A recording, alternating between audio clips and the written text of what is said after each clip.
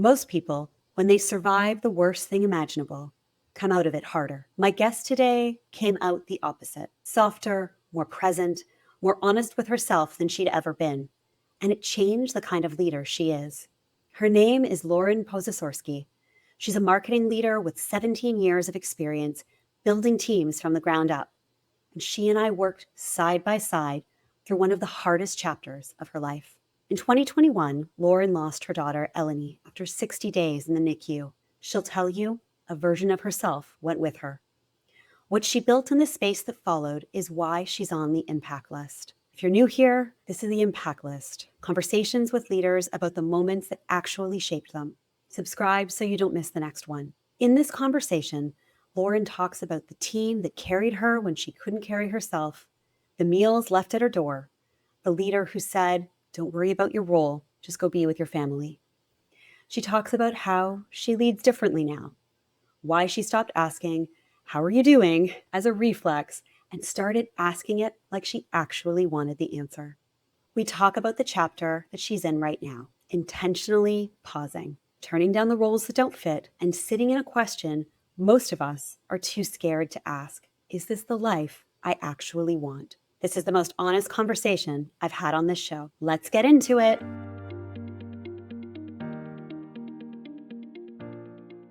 Lauren, it's so great to have you today on our show. I can't wait for the listeners to hear your story. I'm curious, what's something that's given you pause or made you laugh this week? The same thing gave me pause and made me laugh. It was my 3-year-old daughter.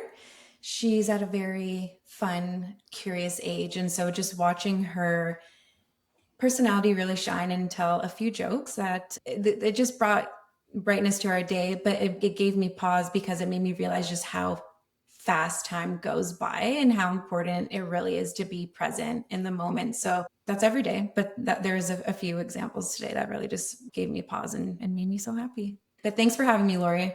I love that the example you gave is something so family focused. One of the things I really love about the show is that I get the opportunity to really spend time with the folks in my network that I find really impressive. And I put together my LinkedIn posts about the impact list. And when I first put them together, you weren't on my first list.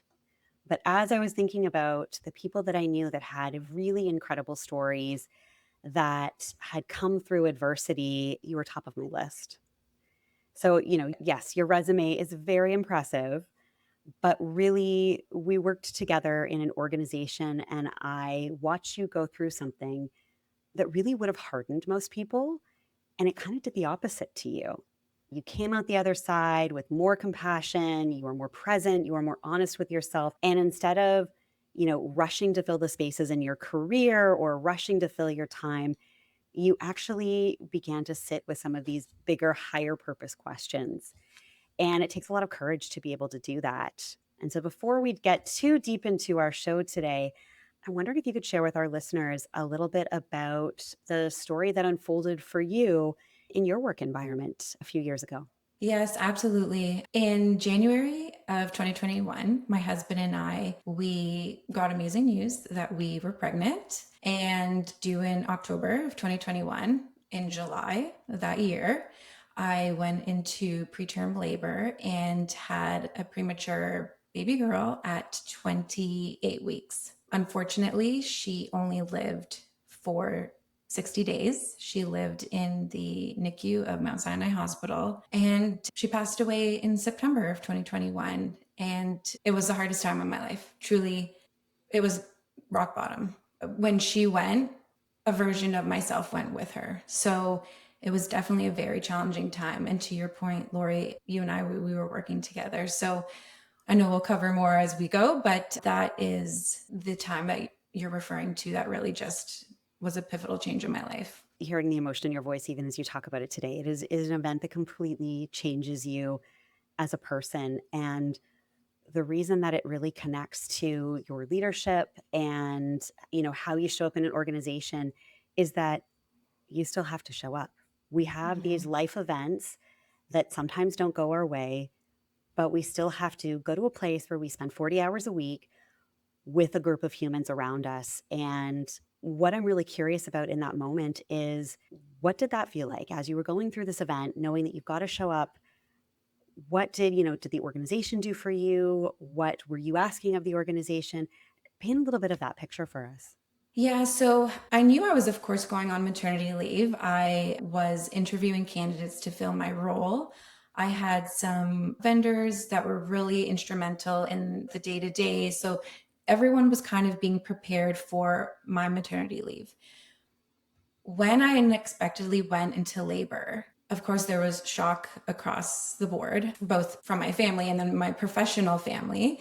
And everyone just truly rolled up their sleeves and just dug in there to make sure that the marketing function carried forward as planned, and there was nothing kind of dropped as I was navigating what was happening day to day. And of course, at that time, we didn't know what was actually going to be the outcome of my situation.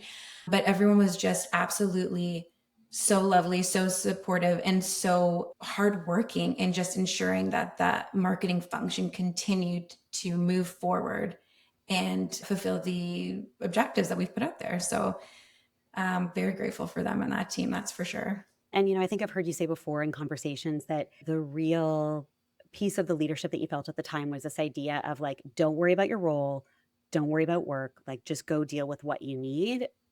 We've got this. And as you're recounting the story, that really does come through loud and clear. Obviously, you're leading the head of the head of a marketing function. It's a lot on you. What does a leader really have to believe about the people around them to actually say, okay, I trust you, I believe you, I'm going to go and focus on my family right now. And I really do believe that work's going to get done. There is a place for me. And people are genuinely saying that it's okay for me to take this time, not just being performative about it. I think ultimately at WatServe, which is the organization I was employed at the time, everyone really was collaborative. No matter whether you're in client success, you were on it's a cloud solutions organization. So if you were on the sales team, marketing, everyone was really collaborative and in the trenches together. So I never worried if something was going to get done because I truly knew everyone was so engaged and everyone cared and ensured that that needle was moving to get it done. Even when I was on my leave of absence after, I never felt rushed to come back. I was never approached, if I was approached, it was, how are you doing? What can we do to help you? Even if it was months after my daughter passed away. The CEO of the organization, Dave Lacey at the time, him and his wife, they had sent food to my home to make sure we were eating during a time that was absolutely our worlds had blown up. And so it was just so wonderful to have such a supportive team and to have that confidence and know that everyone had those capabilities and that confidence and that passion to keep moving forward with what we were planning to do anyways. So, unfortunately, I of course wish any of that situation was the case, but I'm very grateful to have had such a strong team where I wasn't worried about what was going to happen with marketing if, God forbid I wasn't there. And that's what happened. What you're talking about around that trust that's really there and that marriage and alignment really of like the actions and the words coming together, that it wasn't just Right. like, we're going to say that we support you, but really we're not sure. There was that great alignment there. What I'm also curious about is like, tell me what it was like your first day back. You've Oh, obviously gone on this journey and then you've taken your time off, you've taken your leave and you have to show up. What is that like? I will say I was nervous to go back. I was just nervous because, of course, everyone feels so bad for you when, you lose someone, especially your child. And so I was just nervous because I didn't want anybody to treat me differently or, look at me differently or feel like they had to be very sensitive to things. Like I just wanted to go back and do great work with great people and just move forward. So I was very nervous. And then once I went back, it was like, I felt so grateful because it truly felt like Lauren's back, business as usual, let's keep going. And so that was really important for me. And it was a wonderful time back. And how I had mentioned before, when you go through loss, and again, especially loss of a child, you lose your former version of yourself. You are no longer that person anymore. Whether you like it or not, whether your family and friends like it or not, like that person's gone. And so in going back to work and enduring my time off, it was really understanding the new me and, my new values and what lights me up and what makes me happy and just how I want to be present and therefore my peers, my team, as a leader, as a wife, as a mother, it's all the things. And so it really was like a reflective time as well. And so in going back to work, which I believe it was like, let's say 8 months after it all happened, I just felt like a different version of myself, but one that like I was proud of because I came out of something so hard and really like a transformed, evolved person. And I think that changed how I was professionally as a leader and as a teammate. And so, how, when you think about that transformation, and obviously, you're at home for 8 months, it's easy to kind of transform alone in your home. It's hard sometimes to go back to an organization that knew you before. Right. And it's almost like you're re-meeting each other because you're a new version of yourself. Everybody's not sure what Lauren is going to be like post this event. Tell me a little bit about like what transformed for you when you showed back up as a leader in this organization. How did you lead differently? How did you show up differently? What did that look like? Yeah, it was definitely more compassionate. I would say, here's an example. As a leader, even as a colleague, you ask someone, how are you doing? And they answer, and you kind of continue on with the conversation. When I came back to WattServe after that leave and I asked someone, how are you doing? I paused to listen and then ask again, like, how are you really doing? What's going on? It doesn't mean they have to share everything personal, but like, how's it going? How's work going? Does the work fulfill you? Or does it light you up? Do you feel challenged in a way that you'd like to be challenged? Are you passionate about this? Do you want more involvement in this area or that area? So it was really just taking the time to be present and to really be present in listening and understanding the answers and helping be more of a mentor and a leader in that capacity rather than just an engine that just pumps out, deliverables. And as a marketer, it's, bottom line, data, strategy, metrics, KPIs. It was just, of course, those things are important, but there's the human element of your professional life too. And just making sure that you have those connections and your team feels like you have their back too.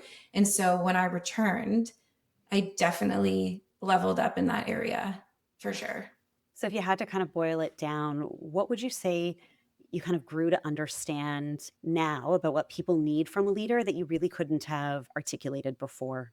They need someone that, like, to me, I feel like I approach it like you're my equal. Yes, I am, the head of the department. Yes, the title is there, but we're equals. So as the master of your craft, whether it was graphic design or digital marketing, here's your seat at the table type thing. Have a voice. I want you to be excited. I want you to be doing things that fill your cup, that help push the needle.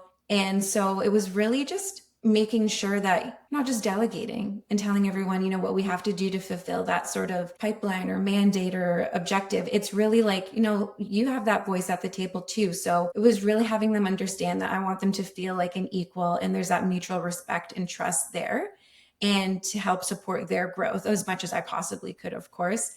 But that for me is what really pivoted when I came back.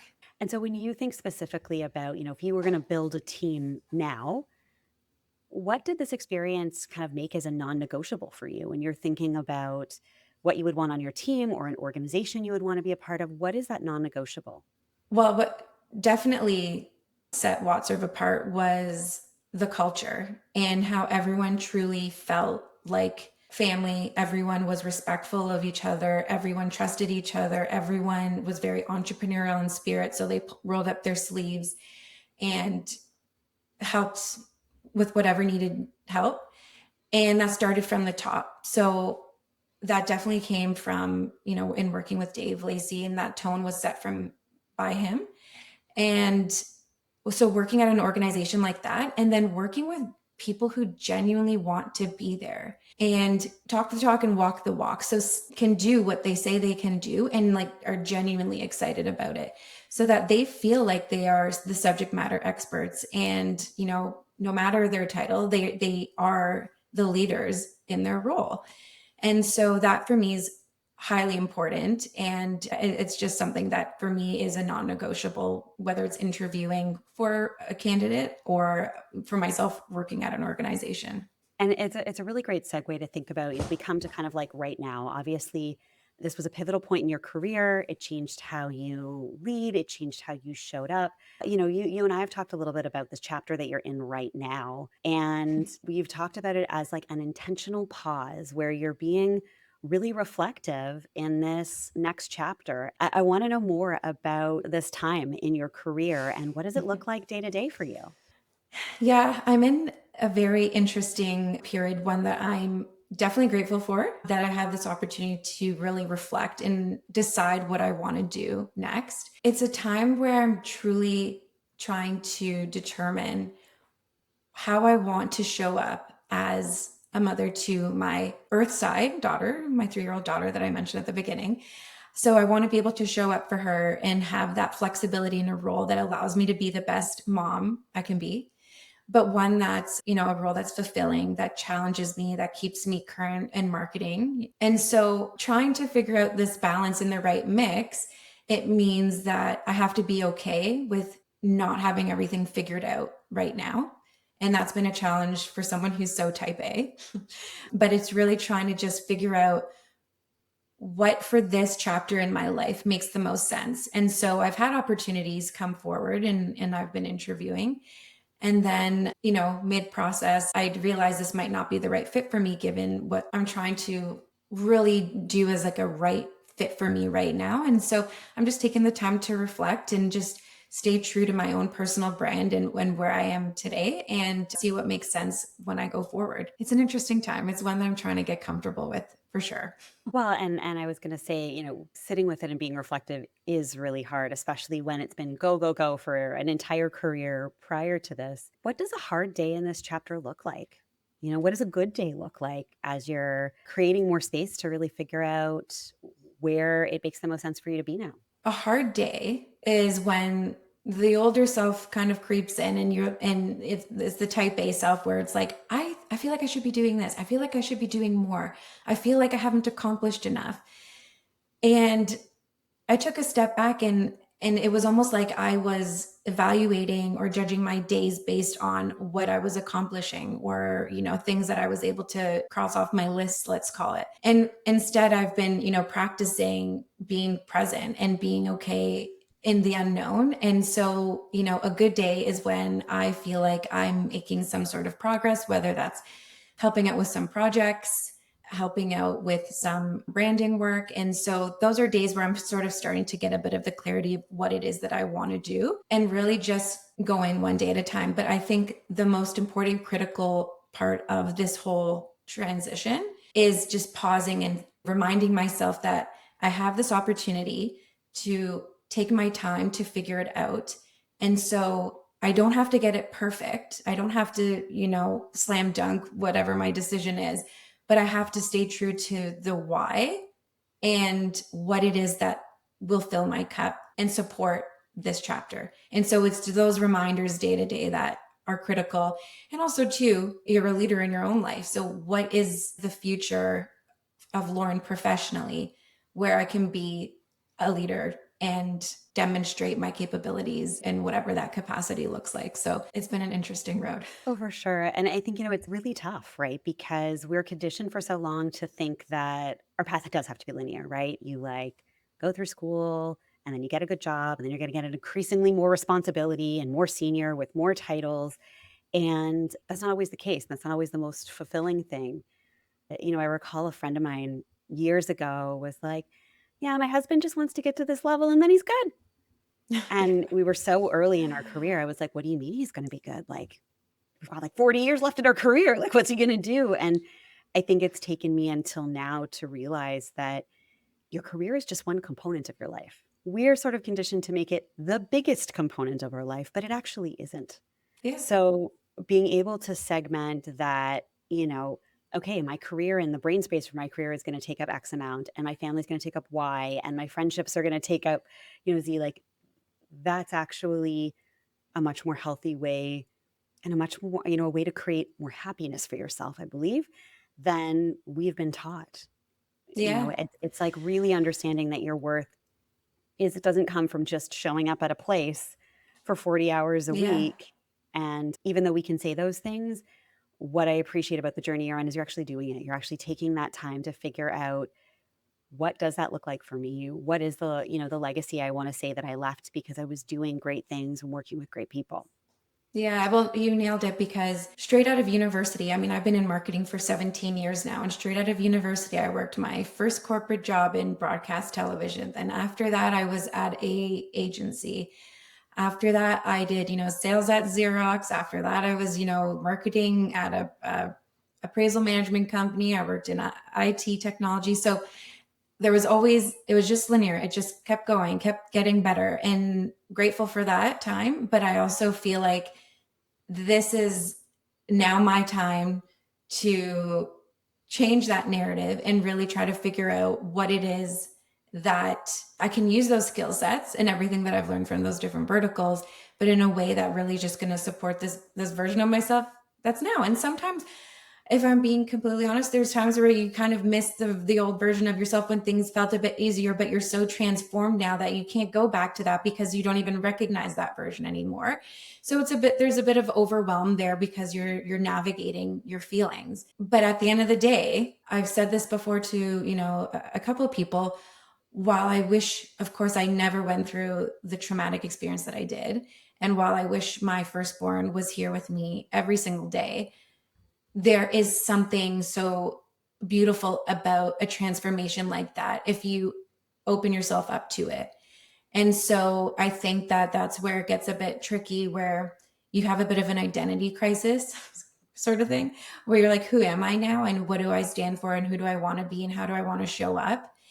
And that for me is where I am now today. And, so to your previous question about like, what does a good day look like? What's a hard day? Some days I feel so certain about who I am. And then there's other days where I'm like, well, who am I? Like, what am I doing? And so I know that if you just trust the journey and stay true to yourself and really just listen to your gut intuition and that voice in your head, you'll get there. And that's why I can say with conviction, wherever that ends up being for me is the place I'm supposed to be. But it's just about being open to that journey. One of the things I've always appreciated about our conversations is that we always call it like that woo-woo thing that we say, right? It's like that thing that we're going to trust in the universe, and what should come to us will come to us, and all those wonderful sentiments. But you actually marry it with the actions underneath it. So you say it and then you sit with it, and you really try to showcase the behaviors that don't make the words empty. That's part of the journey. Obviously, when you go through something and you come through as transformed, part of you misses what was before, but you become so changed Mm-hmm. that you're not the same person. But I'm curious, when you think about what are the actual behaviors you've had to unlearn to help you lead differently, show up differently, make decisions for this new person you are, what are some of those unlearnings you've had?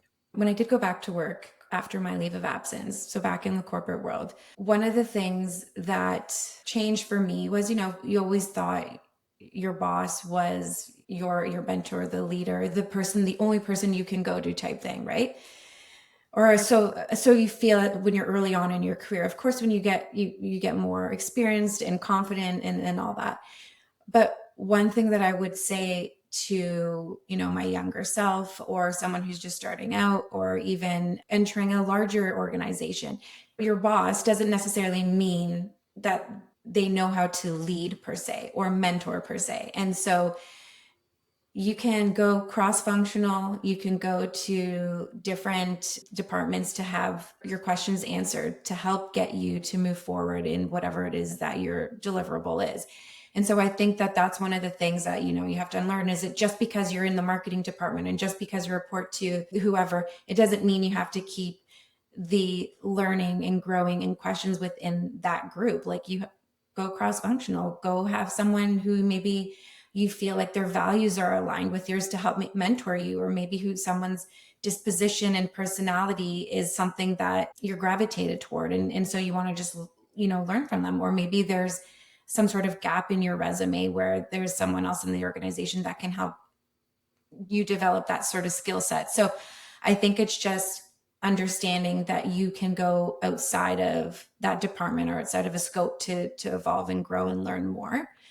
And then I guess in this stage of my life right now too, I think at the end of the day, the unlearning is you don't have to have it all figured out right now.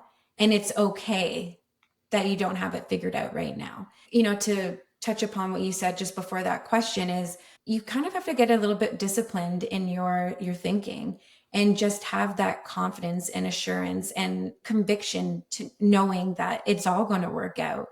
Whatever it is that, I don't want to get all woo woo here, but whatever it is that you whisper and manifest, like it is possible. It can happen. You just have to believe it and speak it into existence type thing. So I do feel that if there is someone in my position right now, while I'm not at the end of the journey, and are you really at the end of a journey? Well, I haven't figured it out. I just know I'm going to have it figured out. And so I think that is something that people have to unlearn too, is don't just feel like you're limited to what you know or your comfort zone. Like, anything's possible. You just have to believe it. I love that. It's like really believing in yourself and your circumstances and the life that you're creating for yourself. And one of the ways I always think about it, and we think about it on this show, is you are the sum of the people that you've met and the experiences you've had. And so, I am curious for you, who is someone on your impact list? Who's someone who shaped how you lead, given, the variety of transformation that you've had, throughout your career? That definitely would have to be Dave Lacey from WhatsApp. I absolutely respect him. And from a professional standpoint, he had confidence in me and my capabilities to bring me over to WhatsApp to transform and lead the marketing team, build it from scratch. I've worked in senior level marketing roles before, but nothing to the, scope of what that role entailed. And so he brought me in confident in my capabilities, no micromanagement. He definitely gave credibility to myself and my team, as we continued to make things better and operationally more sound. And so he was just someone who I truly respect from a professional standpoint. And then, of course, as I mentioned earlier, when my daughter Eleni had passed away, he and his wife Julie had sent meals to my home. And it was just such a sweet gesture that for someone going through it, you're just so grateful and appreciative, and you don't forget those things. So, but from a professional standpoint, like, he even saw marketing as a valued department. It wasn't just a cost center. So there was a budget to do awesome things. And even if something didn't work out, you didn't hear about it. It was like, it's okay, we'll try something new. There wasn't that sort of pressure that you were afraid to make a mistake, or you were afraid to report back that something didn't work out, because you knew he was just going to support whatever it is that you were trying, just as long as, of course, you built a business case around it and, showed the data and then pivoted and learned from that experience. So he's been very instrumental in my professional career. Having worked with Dave myself, I mean, one of the things he does that I find is such a wonderful signal as a leader is that he always speaks highly of you when you're not in the room. Mm-hmm. And you can always trust that if he really believes in you, he's going to amplify that out. And that, that respect, that loyalty, that appreciation is something that's kind of not matched when you think about just the power of relationships in the working world, and also in your case outside of the working world as well. So, I think it's really interesting to think about, obviously you've picked one leader, but it's that he doesn't just lead in the office, he leads as a person in the community as well. Yeah, absolutely. And I think even within the organization, he brings so much alignment across, functions and individuals because of the processes he implements. And so, I'm speaking specifically about his House of Dreams. And so, everyone is aligned with the organization's goals, objectives, the values, like you from day one as you're planning that fiscal year or day one of starting, the organization's values and what the objectives are and what the tactics are to, to support that. And so it was felt throughout. It was shared across town halls. Everyone's feels like they're plugged in and part of something. And I think that that's critical because there's so many organizations where departments feel siloed, or they don't know what's going on, or they don't actually know what the organization's goals and pipeline goals and revenue goals are. And that transparency, I think, allowed people to feel like they're part of something greater than just their day-to-day work. And so that is brought in my opinion, by a true leader who wants everyone to feel like they're all working toward the same common goal. We've covered a lot of ground in our time today. And if there is a listener who might be thinking about taking that intentional pause, or is going through something transformative right now and, is not sure what the other side looks like, what would you tell them? I would say give yourself grace. Don't put too much pressure on yourself to figure it out tomorrow, because depending on the reason for your transformation, whether it's loss, just generally you want a career change, or you've lost your job, I think you need to take that time to truly reflect and determine what it is that will make you happy, what it is that will fill your cup, what is aligned with who you are as a person today, who you want to be tomorrow, and just stay true to that, even during times when it feels a little bit harder than you thought, because it is confusing. There's so much back and forth. And so I would just say, stay true to that, mission that you're on. And you might have some little things drop in there that might confuse you to derail you, like, job opportunities that you typically would go for. But take those as opportunities to have a look and check in with yourself and see where you're at. But I would say, if you're truly on this transition journey, just pause, reflect, stay true to who you are. And life's too short, so do something that you love. Thank you, Lauren, and obviously appreciate your candidness as you described the last couple of years for you. If something you said today resonated with our listeners, what's the best way for them to get a hold of you? They can find me on LinkedIn under Lauren Posesorski, and I will be happy to chat. Fantastic. Well, thank you again for joining us. And I really appreciate you giving voice to something that often most people don't want to talk to. I will gladly speak about it anytime. Thank you for having me. Thanks for listening to The Impact List. If today's conversation gave you something to think about, subscribe for more grounded, honest discussions with leaders who are figuring it out in real time. And if this episode would help someone you know, pass it along. This is your reminder to lead clearly, stay human, and focus on what actually matters.